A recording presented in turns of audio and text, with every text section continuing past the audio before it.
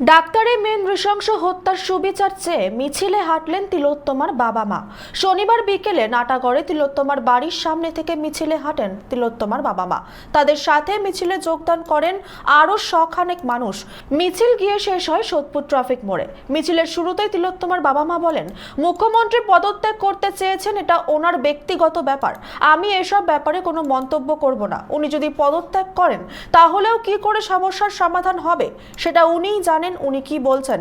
তিলোত্তমার মা বলেন, মুখ্যমন্ত্রী যে ডাক্তারদের আন্দোলনে এসেছে এটা খুব ভালো, আমরা এটাকে স্বাগত জানাচ্ছি। শুভ বুদ্ধির উদয় হয়েছে।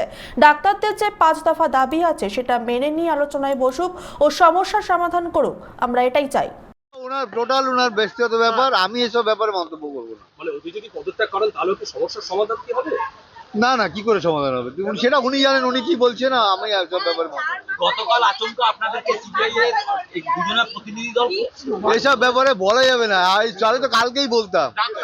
ডাক্তারদের বারবার করে আন্দোলন তুলতে বলছে মুখ্যমন্ত্রী, এই বিষয়ে সে ডাক্তাররা যা ভালো বুঝবে তাই করবে। যা দাবি রেখেছে সেই দাবি রেখে আন্দোলন তোলার জন্য এটা খুব ভালো। উনি যে এসেছেন ওখানে খুব আমরাও স্বাগত জানাচ্ছি। হ্যাঁ, হ্যাঁ, অবশ্যই শুভবুদ্ধির উদয় কিন্তু হয়েছে। এবং ডাক্তারদের আলোচনার মধ্যে একটা সমস্যা সমাধান হবে, জুনিয়র আমরা এটাই চাই। ছাত্রদের যে 5 দফা দাবি আছে এটা মেনে নিয়ে ওদের সঙ্গে আলোচনায় বসে সুষ্ঠু সমাধান করুক, আমরা এটাই চাই।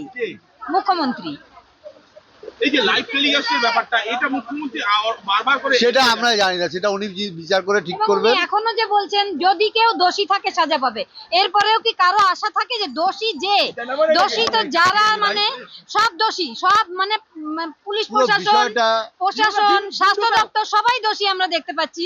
সেখানে উনি বলছেন যদি কেউ দোষী থাকে তাহলে সে সাজা পাবে। এটা আমার একদম খারাপ লেগেছে, খুবই খারাপ লেগেছে। Bureau report, channel 24/7।